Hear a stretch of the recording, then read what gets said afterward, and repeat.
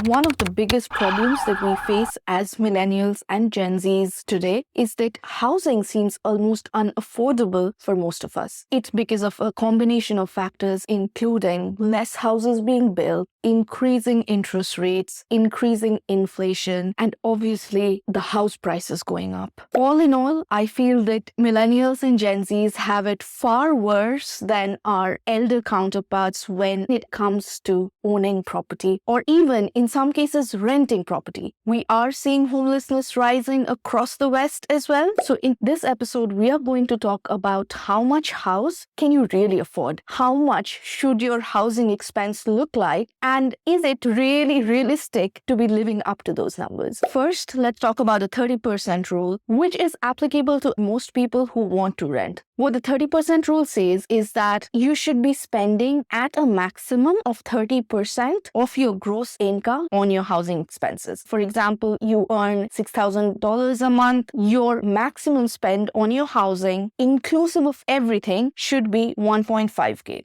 And now let's talk about the 30-33 rule, which says when you are buying a house, your housing expense should still be 30% max of gross income. You should also have around 30% of deposit in cash, liquid, and additionally, the house that you buy should not be more than 3x your gross income. So in reality, the 30-33 rule for buying means that you don't want to spend more than 30% of your income on the housing expense. You also want to be having 30% of your deposit in cash, which means if you are buying a house worth 100K, you need to have 30K cash in hand. It also means that if your salary is 100K, the maximum amount of your housing purchase value should be 300K. Now, this is, in my honest opinion, a bit far-stretched. If you are someone who's hitting the 30-33 goal, you are really doing a great job at managing your personal finance. Congratulations. But for most people, actually, this is really hard. And I'll tell you why. Because according to Census Bureau data in the US, the average median household income is about $75,000, which means that they have about $2,000 per month to spend on housing. If you consider your mortgage or your rent situation, especially for high-cost living areas like New York, you are probably going to find it extremely difficult to cut a deal under that budget. Similarly, if I talk about the UK, ONS reports that the median household income is about 38K, which means that you are left with about 1.2K, so that's £1,200 a month towards your housing expenses. Now, living in London, I can tell you that your housing is very likely going to cost a lot more than £1,200 a month. And if you want to find out more about the costs of living in London, I have done a video on that. I'll link it up here. Go check that one out. But actually, talking about London and New York,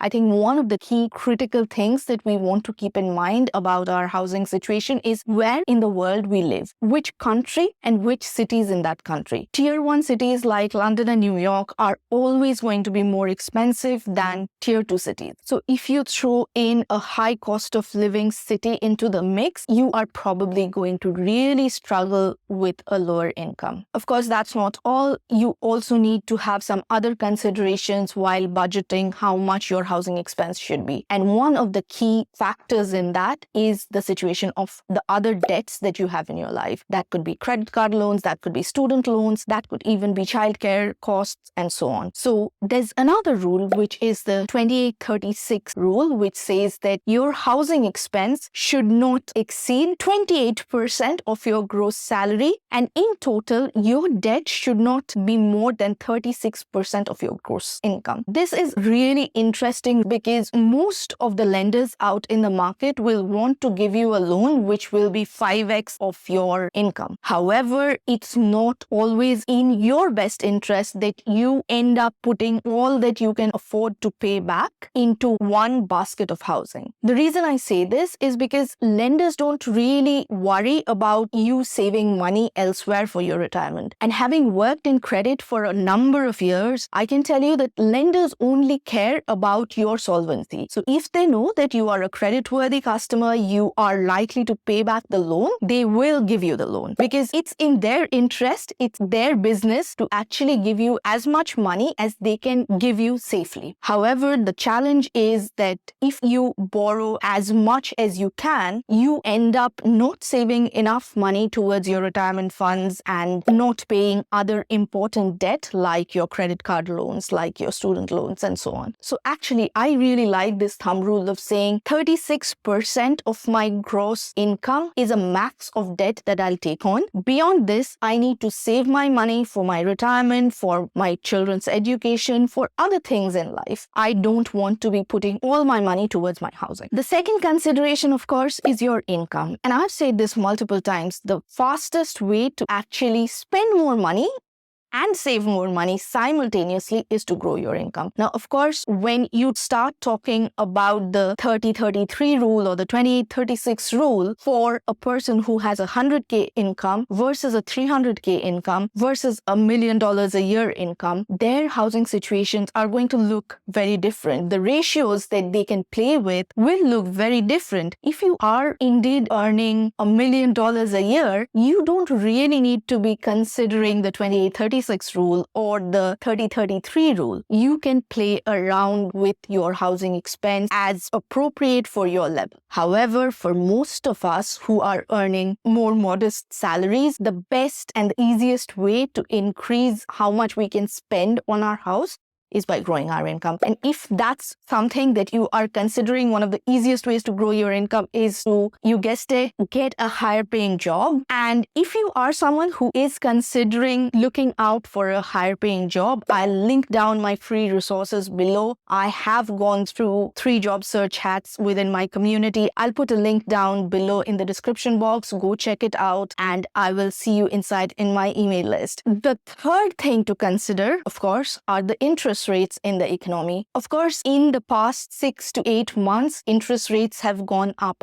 However, within the US, I know that you can actually fix an interest rate at a really low level for 20-30 years of your mortgage term. However, within the UK, we can only fix our rates for a maximum of 5 years. So interest rates actually have a lot of impact on how much housing you can afford. When the interest rates are lower, you are very likely going to be able to pay more towards your capital. However, when the interest rates are higher, you are very likely going to be burdened a lot more with the interest debt. And if house prices don't move in tandem with interest rates, which sometimes they do, but in most cases not by as much. But then I'm not a financial advisor by any means. I'm not a mortgage advisor by any means. So with that substantial caveat, I would suggest you keep an eye on your interest rates in the market right now and make an educated decision on how much money you want to spend towards your housing. The next things to consider are PMI and MPI. Let me explain. PMI is private mortgage insurance. Typically in the US and UK, you can buy a house even if you have 3 to 5% of deposit for the down payment. However, if you have less than 20% deposit, your lender would encourage you, in fact, mandate you to have a PMI, which is private mortgage insurance. And PMI rates could be anywhere between 0.5% to 1% in the UK.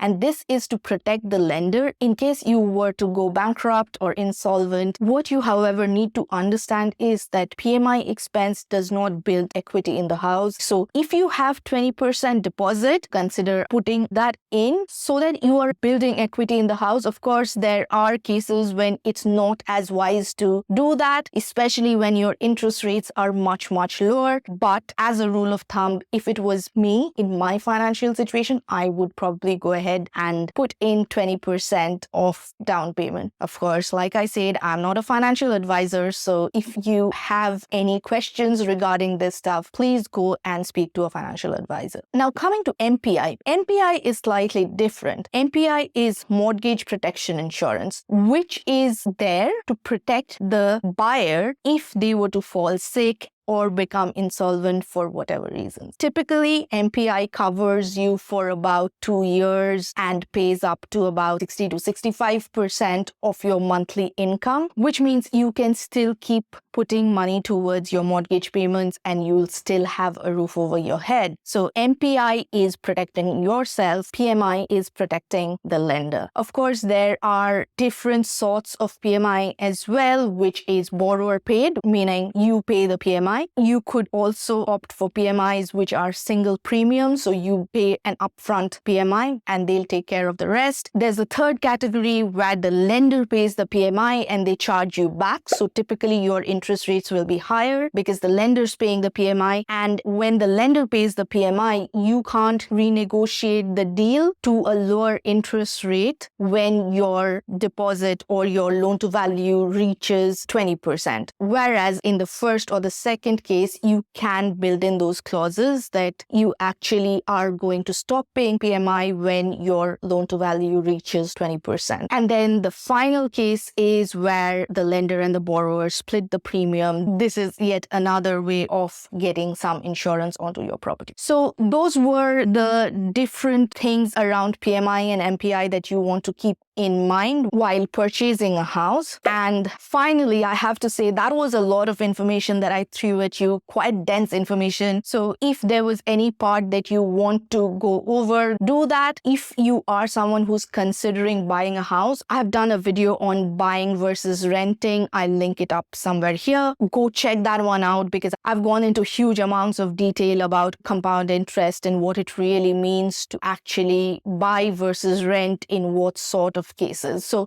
go check that one out. And if you found this video informative, and if you just realized actually that you are hitting any of the 30-33 rules or the 30% rule or the 28-36 rule, drop it down in the comments below. I would love to congratulate you on your special financial achievement. And if this feels like something you want to aspire to do, go check out videos like this or this on my channel, Grow Your Income, because that's, in my humble opinion, the best and the easiest way to actually live a more abundant life. And if you found this informative, please consider subscribing. It does motivate me so much to keep creating more content like this for you. Thank you, and I'll see you the next time. Bye.